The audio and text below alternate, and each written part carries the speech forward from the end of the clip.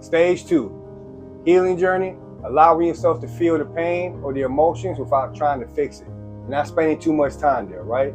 Most people won't learn how to heal properly because they're too busy trying to fix the pain instead of letting them feel it, right? They're spending too much time there. So right now we've been over the steps of the grieving process. We've been over the steps we're going over the steps right now of the whole healing journey. We did stage 1 yesterday. We're going to do stage 2 today, and let's get into it, right? So, like I said, allowing yourself to feel without fixing. It's the correct way of going through this whole healing journey, right? So, as we talk about this, and what do we mean by this, right? So we look at through all the resources, we look at through my experience and everything else. A lot of people, when they're going through a trauma, big stuff, whatever the case may be, they spend a lot of time trying to fix how they feel instead of letting them go through the whole feeling of it, right?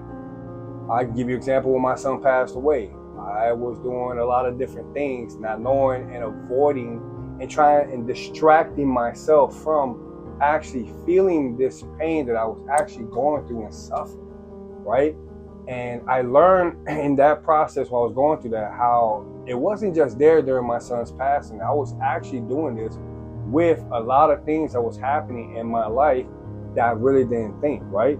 I was spending too much time trying to fix it and trying to find a solution for it. There's nothing wrong with me, but there was something wrong with me. I was just not letting my emotions run their course and just sit in them and feel what I was feeling. And it's okay to be sad. It's okay to be angry. It's okay wherever it is. But we can't sit and be trying to fix it. We can't sit and be trying to fix these situations that just don't come arrive from that, right?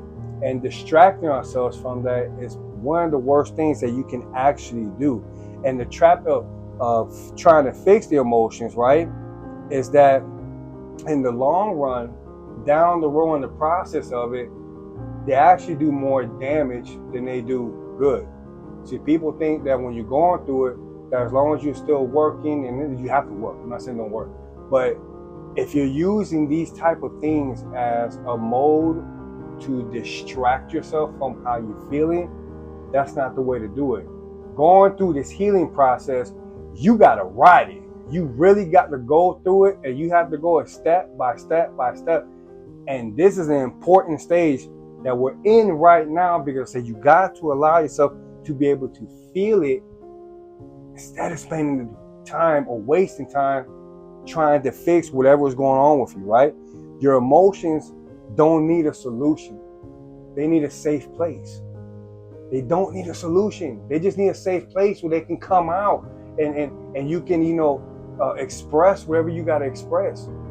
Your emotions deserve that. You deserve that. You need to surround yourself by people and be in an environment that you can be able safely to be able to do this. They don't need a solution. They just need to feel. We need to feel that, right? If we look at it here, some of the notes I got down here on therapy insights, right? Because even when I was going through my stuff with my son, I had to go see a therapist. I'm not gonna lie. I went to the VA. I had to talk to somebody. I had to figure this out. What was going on? What was happening here? Why was I spending, a lot of time doing weird things and stuff like that? And one of the things that I shared with me, and even looking it up, right? It says that healing starts when we allow ourselves to feel without judgment. I'm gonna say that again. Healing starts when we allow ourselves to feel without judgment. Avoiding or numbing emotions through work substances delay the process. We have to allow ourselves to be able to go through it. This is so important. This is so important for us to be able to recognize this and be able to understand that we are humans. We're going to go through things. Our emotions have to ride. Our emotions have to do it.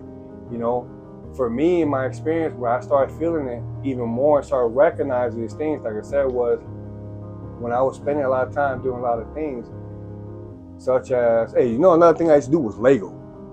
When my son passed away, I got a whole stack of Legos. And I know it's kind of funny for some people out there, but it was just something that I don't know. I got into it. And I started building Legos. I was just concentrating on one block, on the next block, on the next block, on the next block. I'll run out of it. I'll give me another one. But I was just spending too much time avoiding what was going on inside of me, what was happening, and what was the real issues that I was dealing with. And my therapist at the VA was used to sit there and tell me that, that you got to learn how do you put it? You have to learn how to sit in the middle of it and just let it out. Talk to someone, relate the message, write it down. Whatever the case may be, write it down, do what you have to do, but learn how to sit in those emotions and be able to, instead of wasting the time and fixing them, spend the time in trying to deal with them. You see what I'm talking about? Your healing starts the moment you give yourself permission to feel. Your healing starts the moment you give yourself permission to feel. I'm going to say that one more time. Your healing starts the moment you give yourself permission to feel.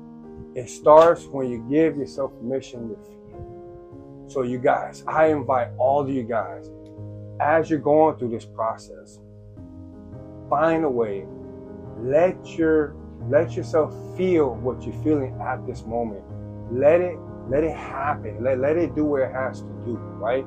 Because the healing journey is something that, like I said before, we have these stages, we have these points, but at the same time, you can be in one stage for a long time before you get to the next one, because you have to start addressing.